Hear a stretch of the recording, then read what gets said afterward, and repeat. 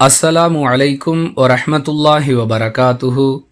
உங்களில் ஒருவர் தமது தோளின் மீது ஆடை எதுவும் இல்லாதிருக்கும் நிலையில் தொழ வேண்டாம் என்று அல்லாஹுவின் தூதர் ஸல்லல்லாஹு அலைஹி வஸல்லம் அவர்கள் கூறியதாக அபூ ஹுரைரா ரலியல்லாஹு அன்ஹு அவர்கள் அறிவிக்கிறார்கள்.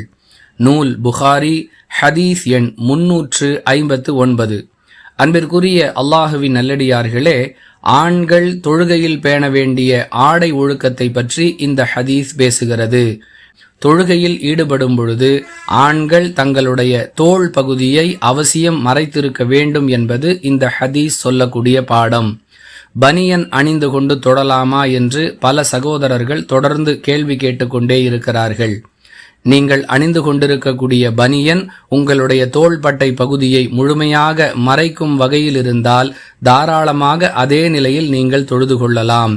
அவ்வாறில்லாமல் உங்களுடைய பனியன் தோள் பகுதியை முழுமையாக மறைக்காத நிலையில் இருக்குமேயானால் அதற்கு மேல் ஏதாவது ஒரு துணியை கொண்டு உங்களுடைய தோள்பட்டையை மறைத்த பிறகே தொழ வேண்டும் என்பது இந்த ஹதீஸ் நமக்கு சொல்லக்கூடிய பாடம்.